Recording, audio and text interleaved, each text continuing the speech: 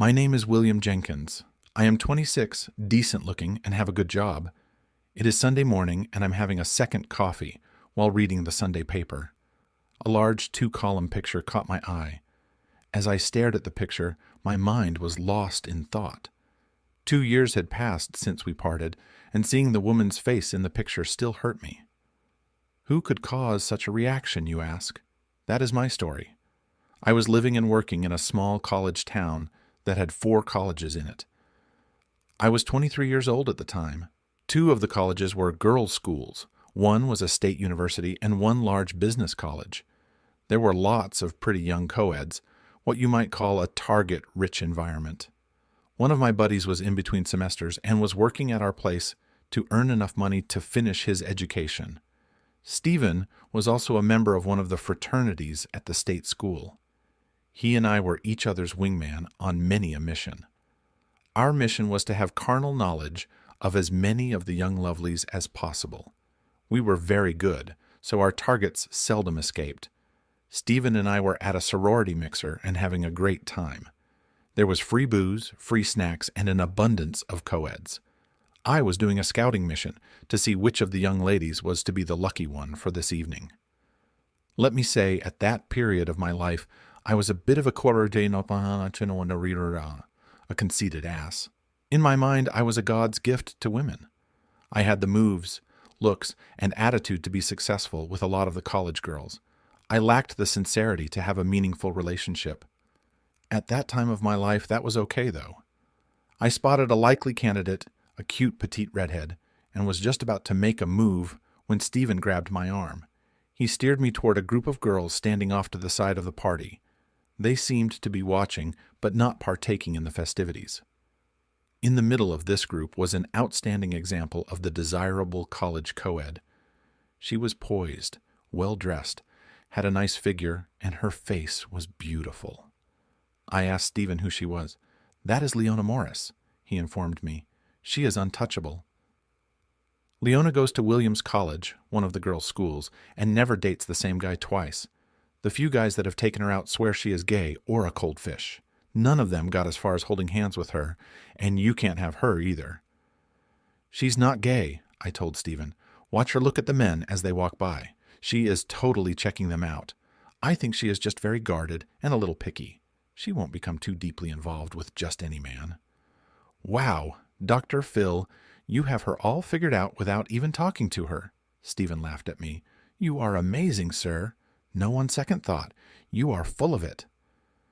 "Do you know any of the other girls in that group?" "Yeah, the blonde is Monica Robinson.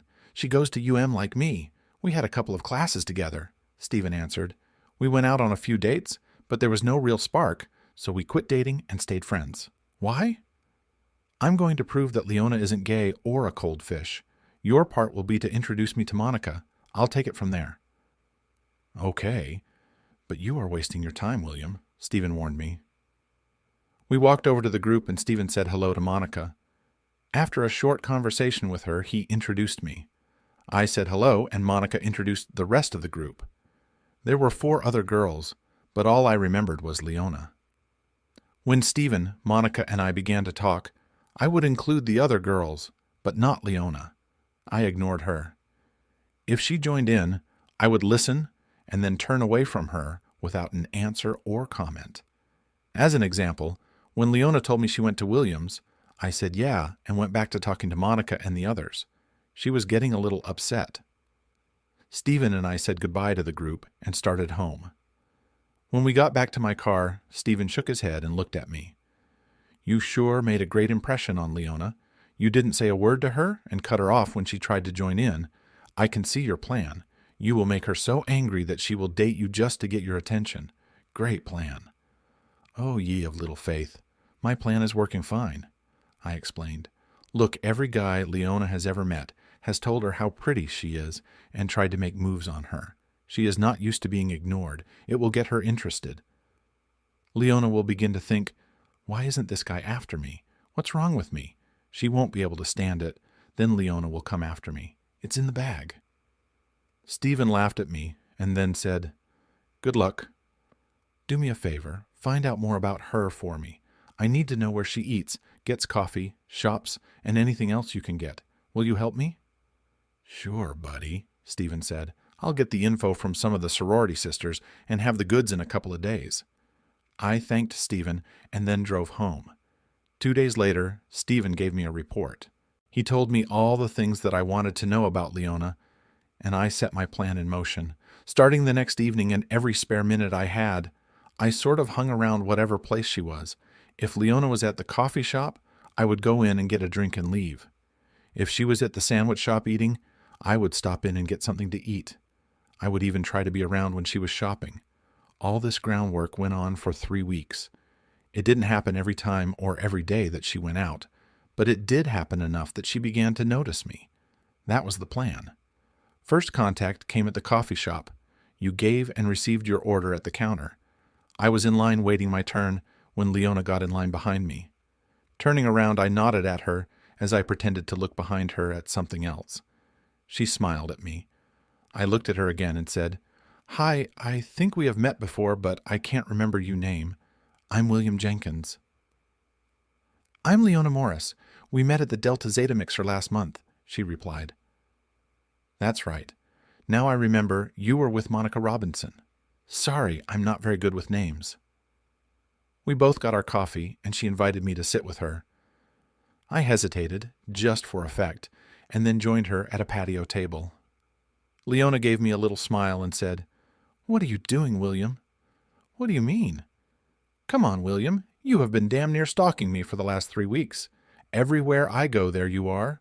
The same coffee shop, the same diners, even at the mall. There you are. Don't try to deny it. It has happened way too much for coincidence. You're following me. Why?" I looked at her and then confessed. I told her that it was my plan to get her to notice me. Again, "Why?" she asked. How much to tell her? At this point, I think that truth was the best way to go. Well, maybe not the whole truth.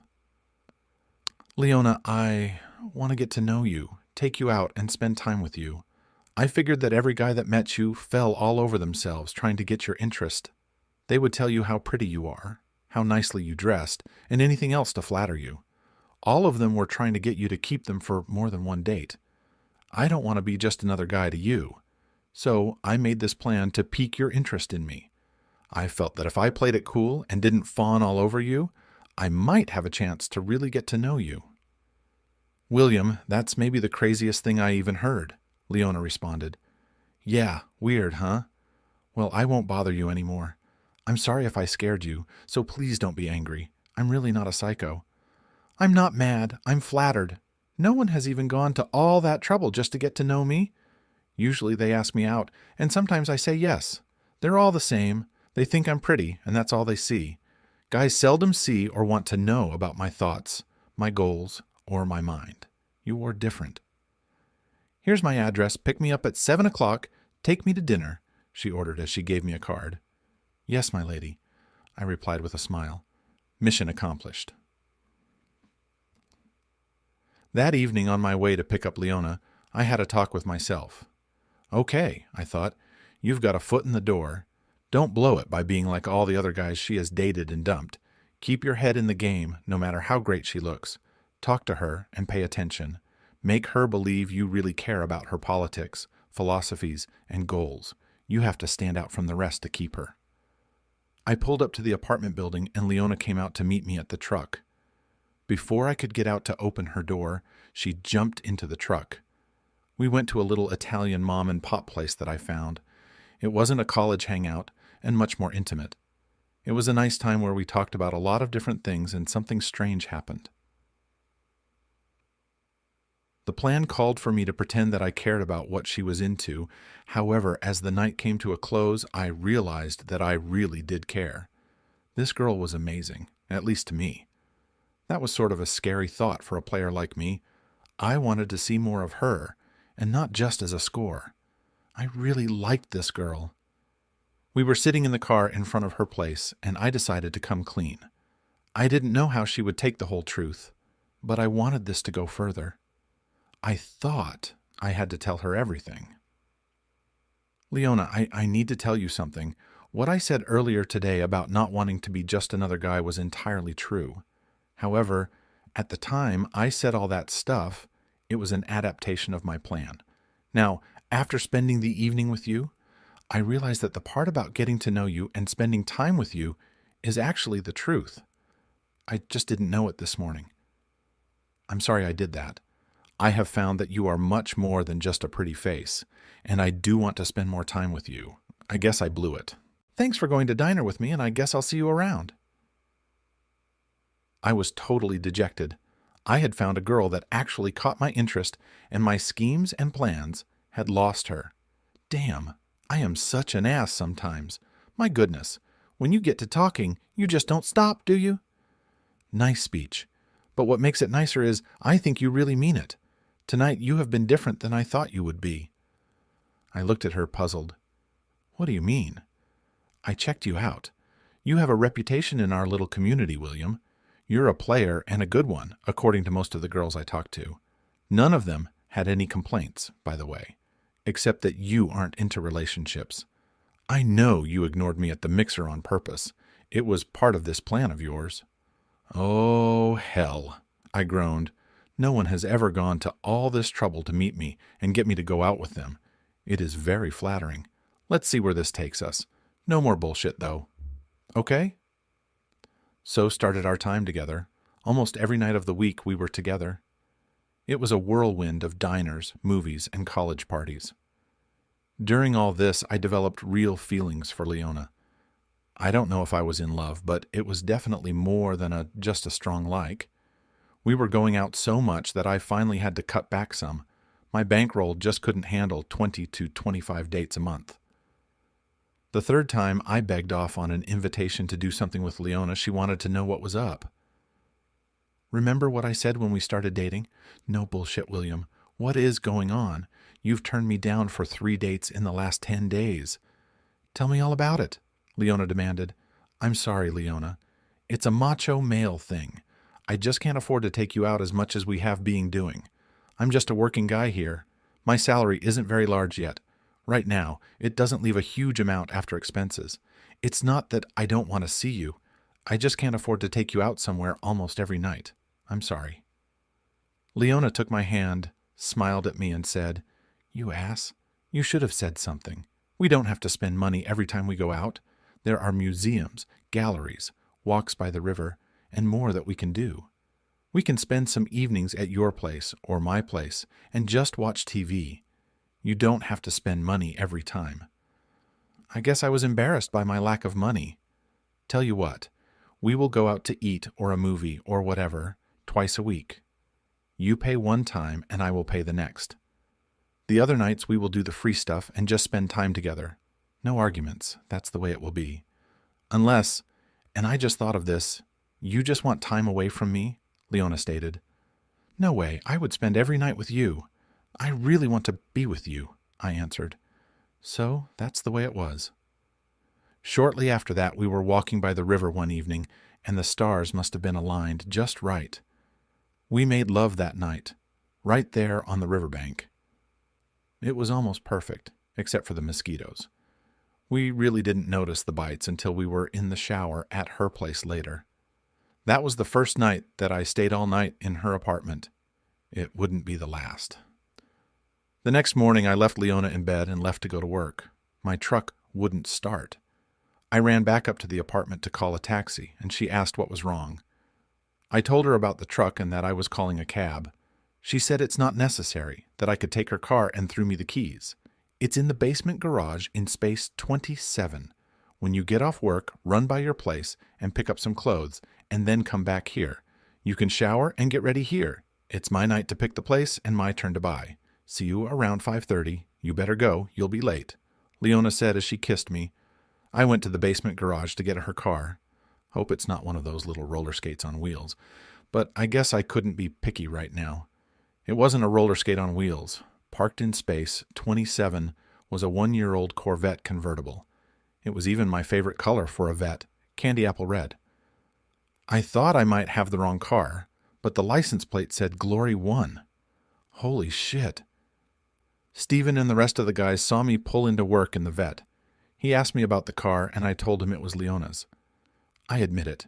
You are the best there is, great one. Stephen kidded me. How did you get in her car? My truck wouldn't start, and she told me to take her car. I had no idea she even owned a car, much less a vet, I answered him. I was the envy of all of the guys at work and walked a little taller that day.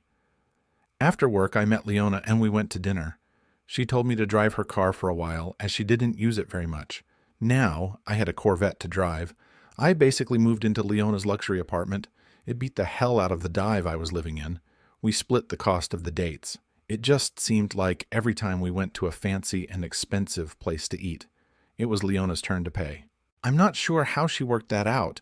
She began to buy me presents. I tried to tell her it wasn't necessary, but she said she liked to buy things for me. Leona bought me 4 or 5 suits so I could take her to the high-class parties she was invited to. The suits cost about $500 each. Nice rags. One Sunday afternoon, while on a picnic, I told Leona I felt uncomfortable accepting all the gifts she bought me. I also told her I felt funny letting her pay for all the fancy places we went to. Don't you want me to be happy, William? Sure, I want you to be happy, Leona, I answered her. It makes me happy to give you things. I like going to the fancy places, and I like going with you. Leona, how can you afford all this?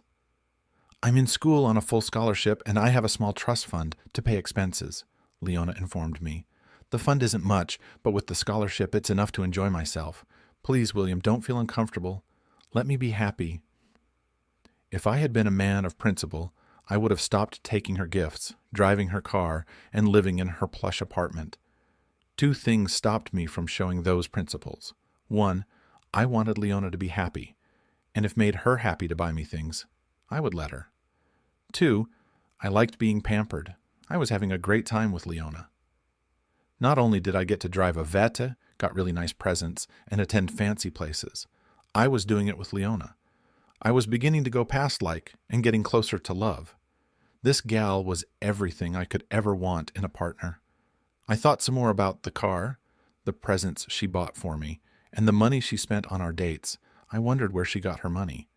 I got online and did a little research to get some information. Surprise, Leona had money. I don't mean just comfortable, I mean rich, go to hell type money. Small trust funds my butt. It seems that her father and uncle owned controlling interest in the largest stock and pet feed company in the country. According to the internet, the company was worth in excess of $50 million, and Leona is the only heir to the fortune. My girlfriend is an heiress. It didn't make any difference to me, as I was already falling in love with her before I knew about the money. If it didn't bother her, it sure didn't bother me. We continued living together, going out, and just having a good time for 8 months. Then my world came crashing down around my head. It was Saturday morning. I had finished my shower and managed to nag Leona into getting up. We had planned a picnic with our friends for later in the day, but we didn't have much time to waste.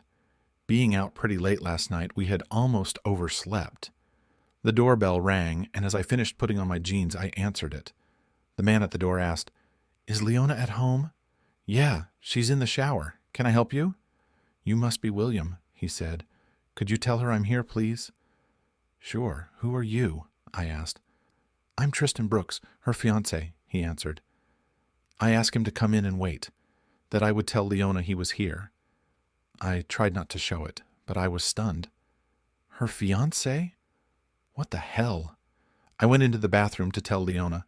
She had just got out of the shower, and when I came in, she grabbed and kissed me.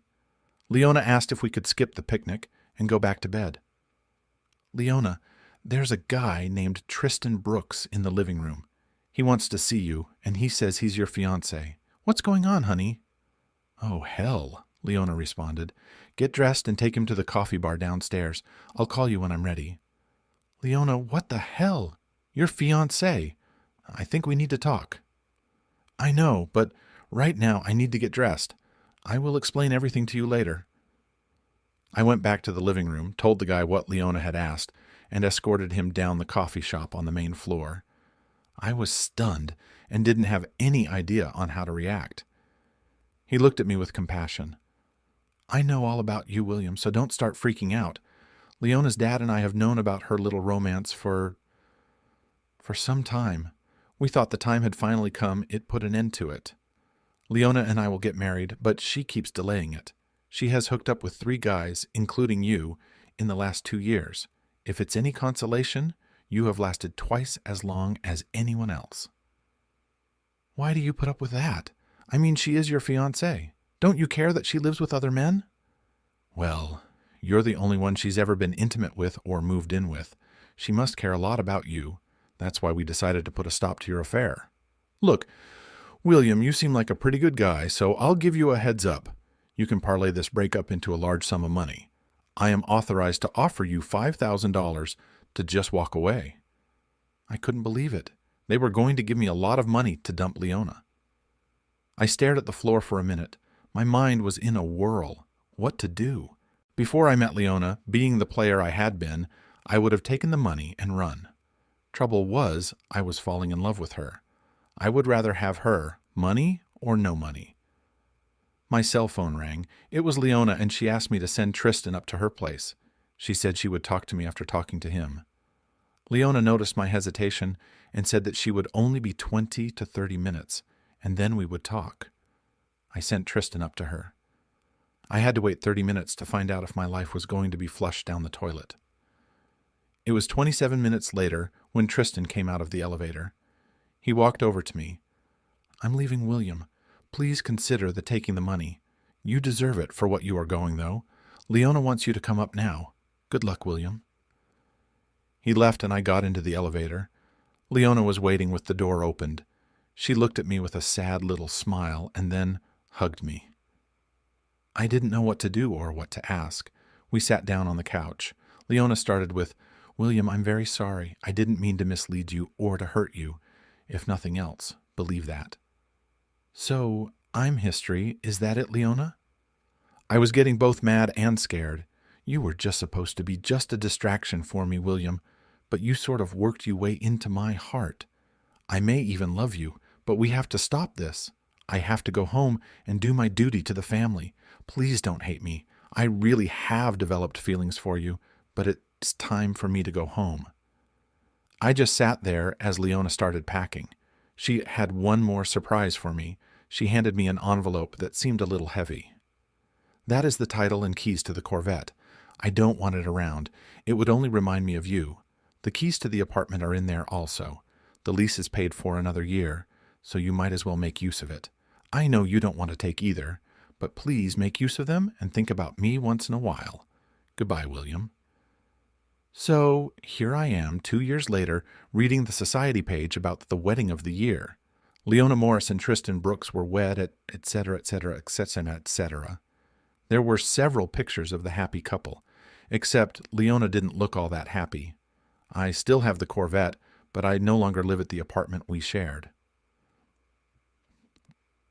2 months after Leona left me, I received a letter from the Tristan Brooks. Inside was a check for $5,000. I was tempted to cash it for about 0 seconds, but the check was sent back. Across the front I had written, "Send Leona, keep your damn money." Leona did her duty as she saw it. I hope she can find some happiness, because I sure haven't been able to. Part 2. The return address on the letter transported me back in time. It read, Leona Brooks, St. Louis, Mo.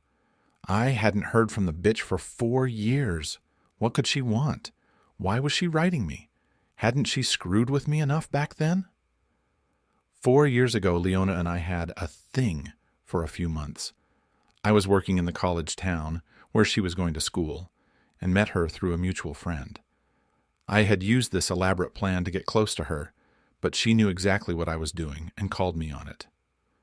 That was how our relationship started. It ended after 8 months when Leona's fiancé came to our apartment.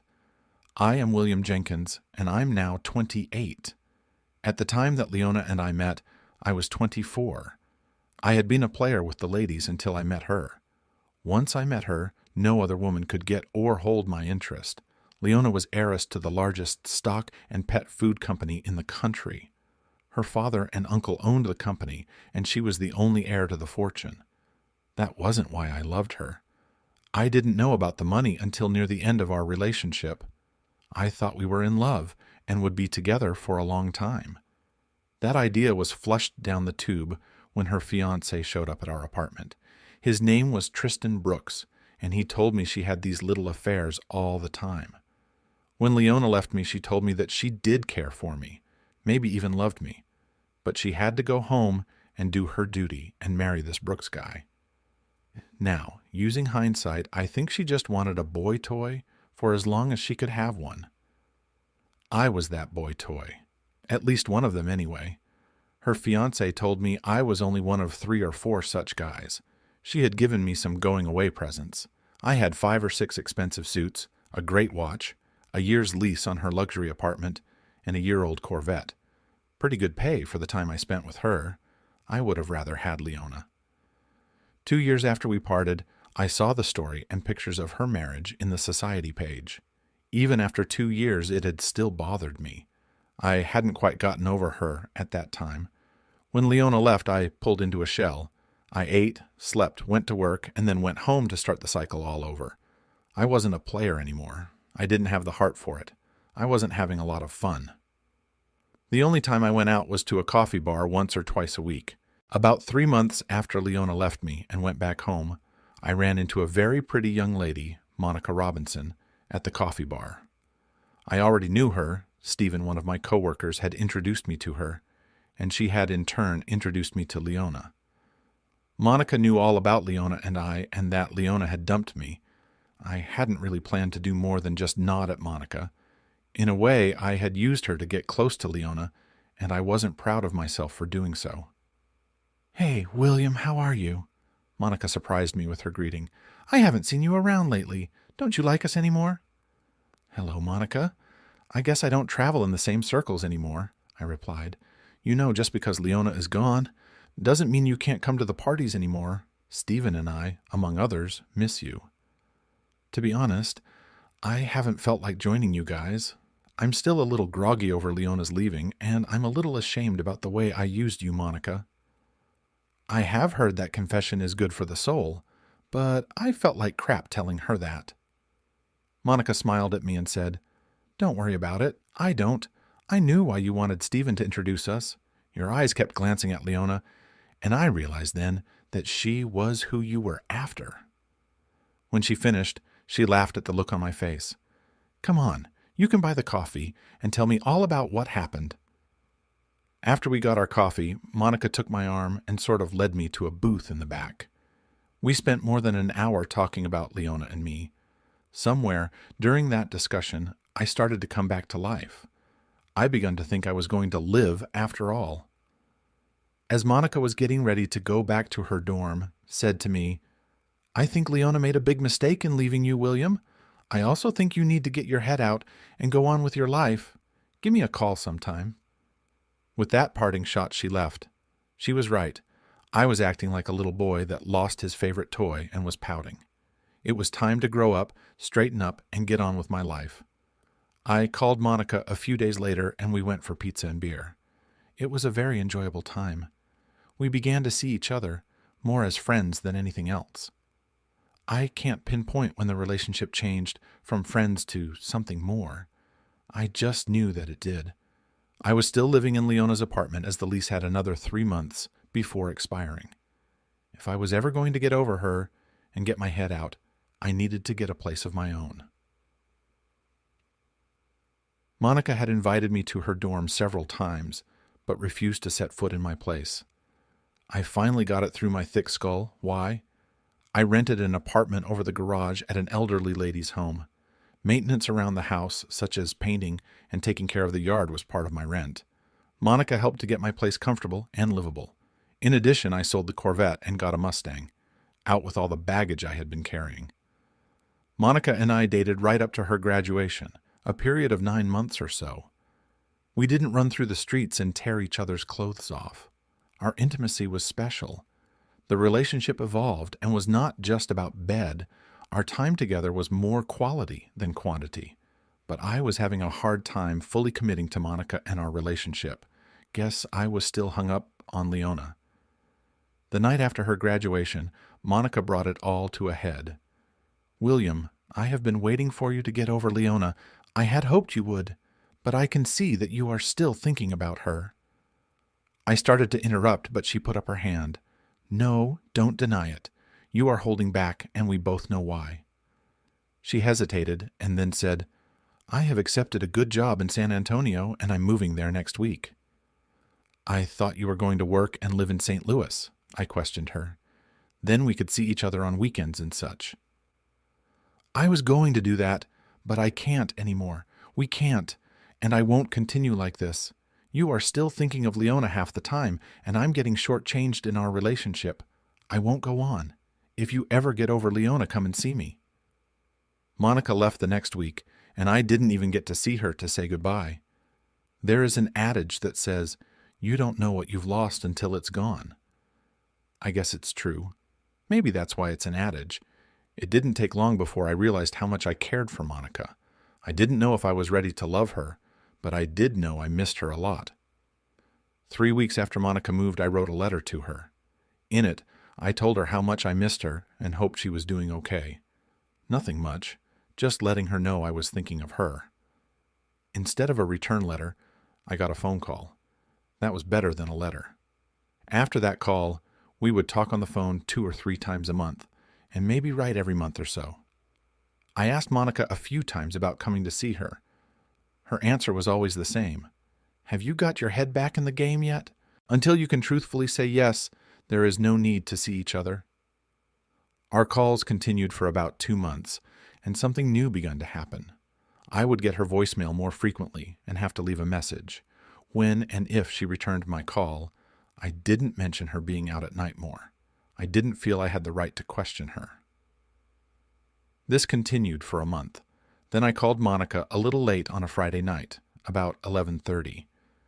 To be honest, I thought if I called at a later time I would get her and not the answering machine. I got the machine.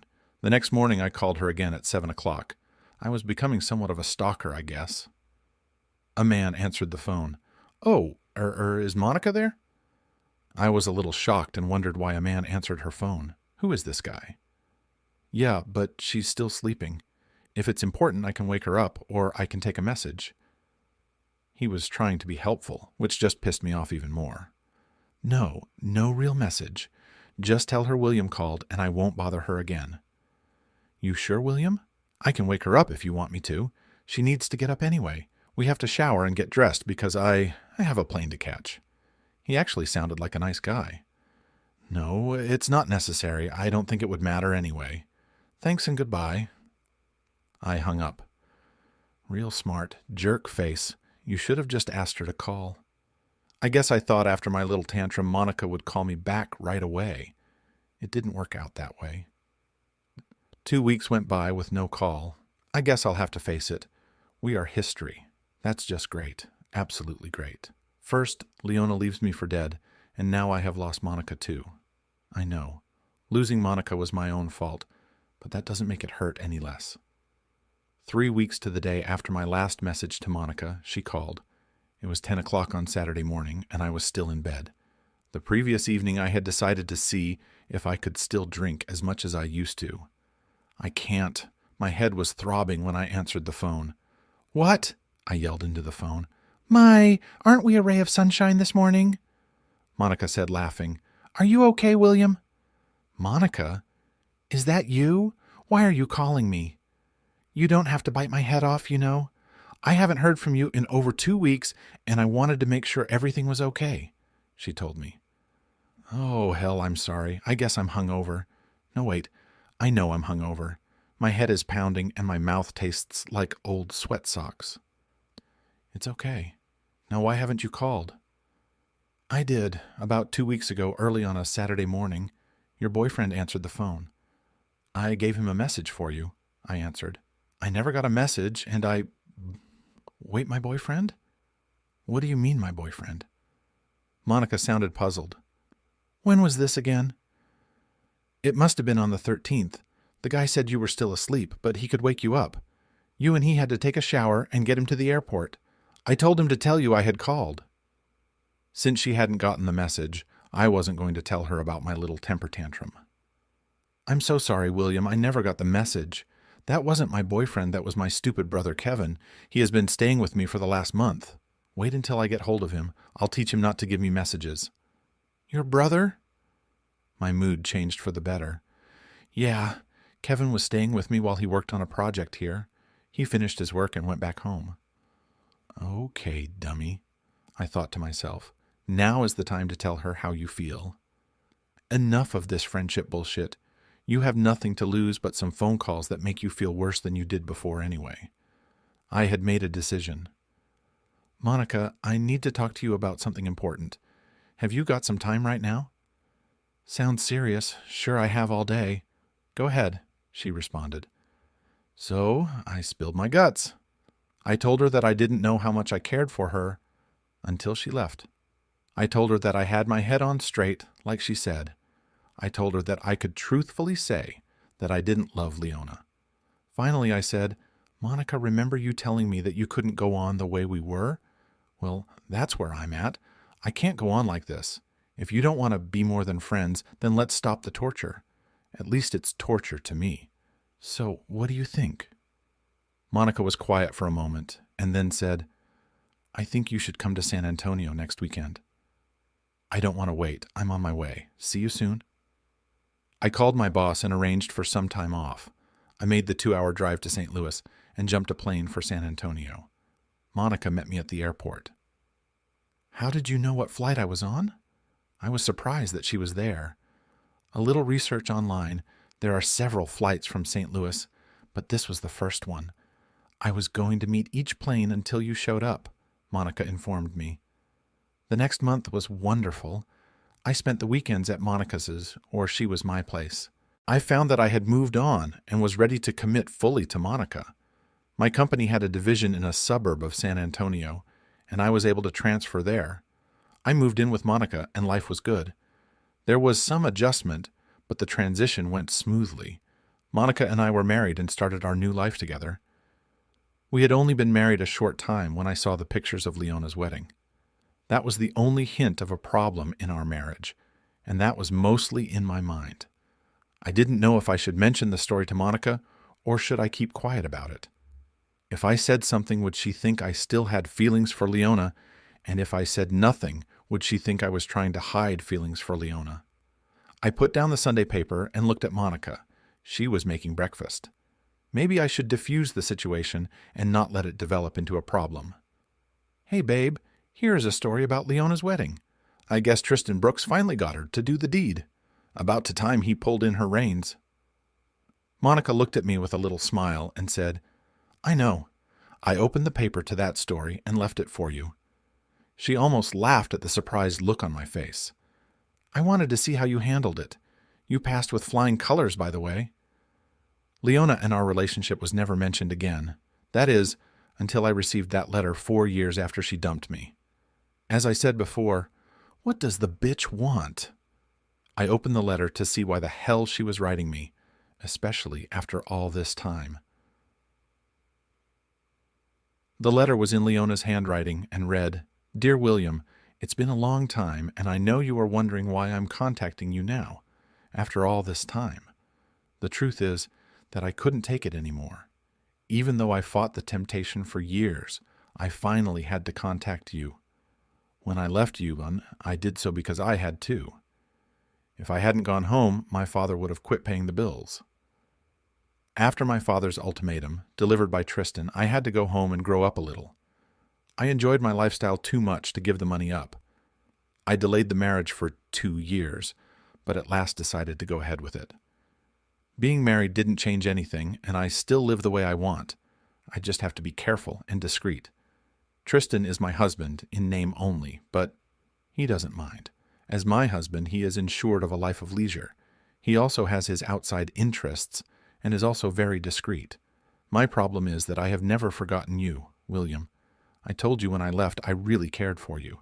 That hasn't changed. Time has only made me regret my decision that day. I should have talked you into moving to St. Louis. We could have continued seeing each other on the side, sort of. I will be in San Antonio next month for 1 week, and thought we might have lunch, or maybe dinner, to rehash old times. I would love to take a ride in the Corvette with you. What do you think? Please let me know your decision before the 21st of next month. If we are going to meet, I will have to adjust my schedule. Hope to hear from you soon. Love. Leona equal sign, equal sign, equal sign, equal sign, equal sign, equal sign, equal sign, equal sign. I was totally shocked. Also, I was totally pissed off. She had dropped me like a bad habit, and now she wants to just waltz back into my life. I was right 4 years ago. She was a round-heel bitch that just got caught by Daddy. Not only no, but hell no. The only question was, should I tell Monica? That evening, Monica was about an hour late getting home. After dinner, we sat out on our deck, and I handed Leona's letter to her. "What's this?" she asked me. "Look at the return address and then read the letter, honey," I told her.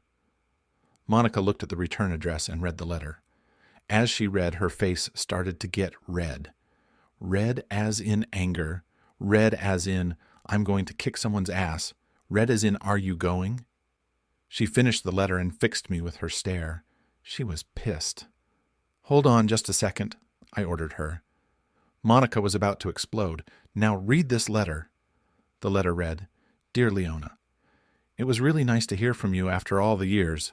I'm sorry, but I sold the Corvette about 6 months after you left. Never mind that. It would be nice to see you. My wife Monica and I would love to join you for dinner and a few drinks. When you get into town, just give us a call and we will meet you. Our number is listed below. Thanks for thinking of us and hope to hear from you soon. Bye for now. Your friends, William and Monica." When Monica finished my letter, her face was still red. Well, this time it was red because she was laughing so hard. Finally, she quit laughing and leaned over to kiss me. That is a great way to tell her to go to hell. Very devious lover. I'm proud of you. You did make one small mistake, though, she informed me. What was that? I thought it was perfect. I was late getting home tonight because I was at the doctor's. She paused until I motioned with my hand. Come on. If we did meet her, I wouldn't be having any drinks with you guys.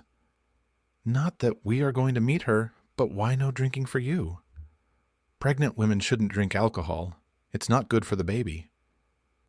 The rest of the evening was spent cuddling, discussing which bedroom to turn into a nursery, and name for babies. Strange, we never did get that phone call from Leona.